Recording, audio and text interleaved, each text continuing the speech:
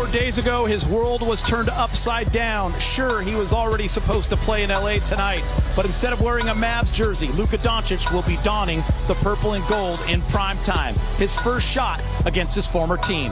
This place will be electric, especially after he dropped 32 in a win in Denver on Saturday. He and LeBron were 2 of 4 Lakers to score at least 20 points, and the first time they've done that all season. Lakers expect playoff-level numbers of media covering this game. It's safe to say the basketball world is focused on Crypto.com Arena.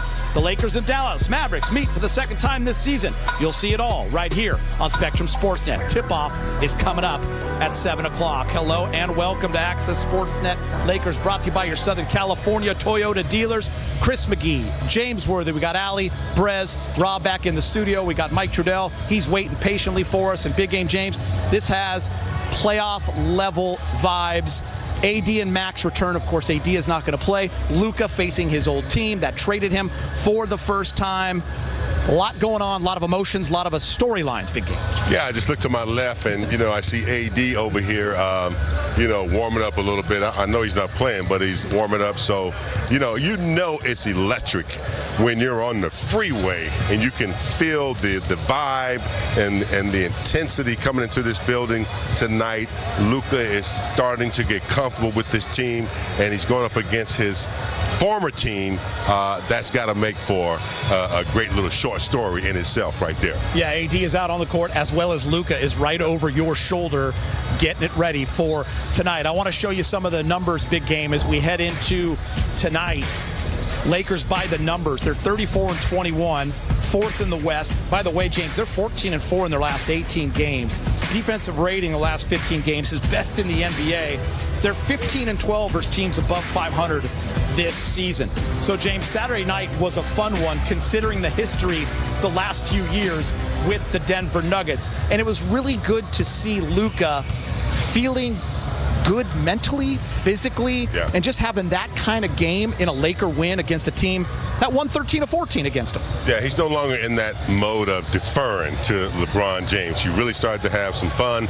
But the one thing that I really enjoyed watching was that, we lose 2 of our best defensive players, Max Christie and AD. And then our defense is still pretty damn good collectively. These guys know how to, play with each other.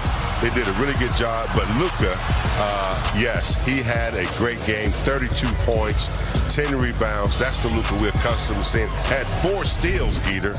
So he's really starting to play that good team defense on the defensive end. And I think his injuries are starting to feel good.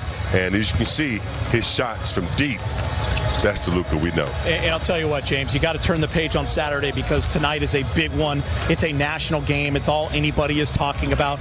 Luka facing the Dallas Mavericks. And listen, instead of responding to the way he got traded and what was said on the way out, he said, I'm taking the high road.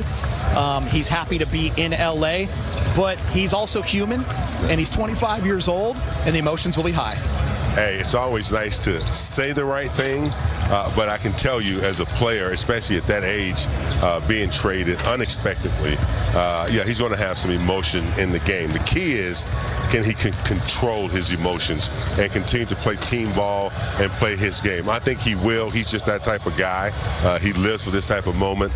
But I'm sure it'll be a little bit emotional for him looking down at the other end and seeing his old teammates and where he started his career. But once that's over, I think he'll be ready to entertain.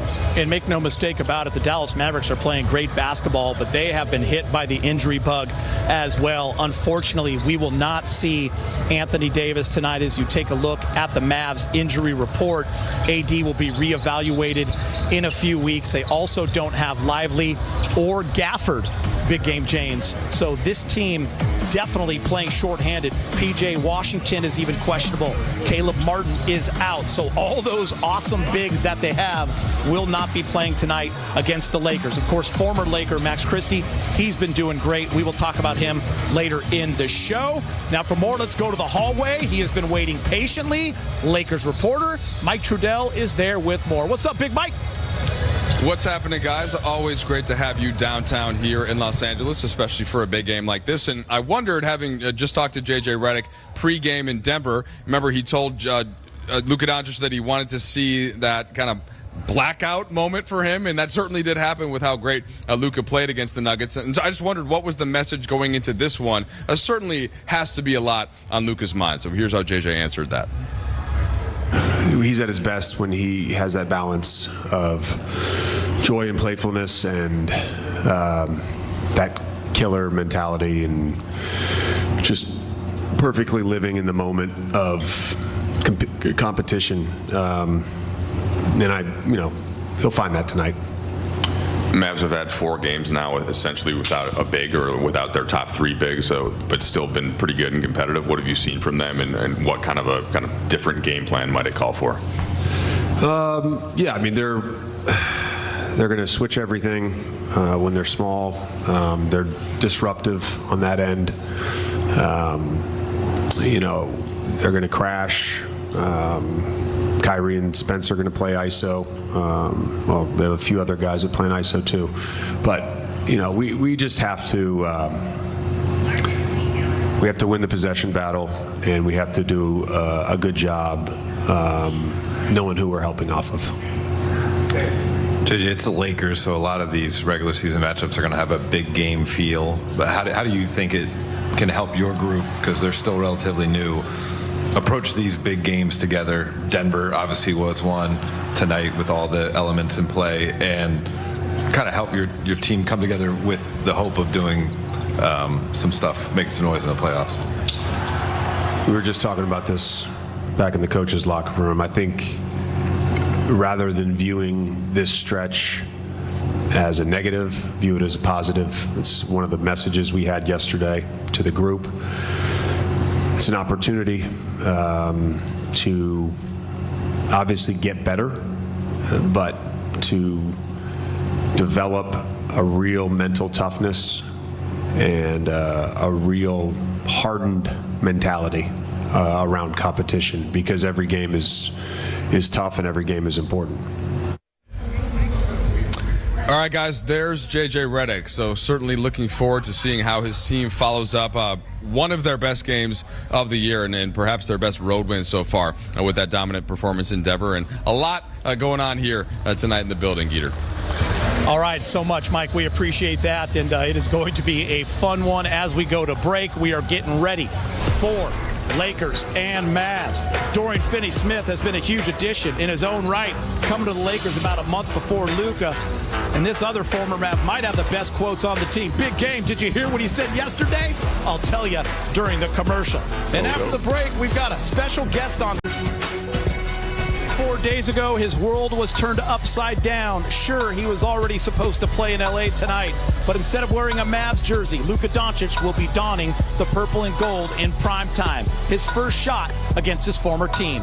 This place will be electric, especially after he dropped 32 in a win in Denver on Saturday. He and LeBron were 2 of 4 Lakers to score at least 20 points, and the first time they've done that all season. Lakers expect playoff-level numbers of media covering this game. It's safe to say the basketball world is focused on Crypto.com Arena.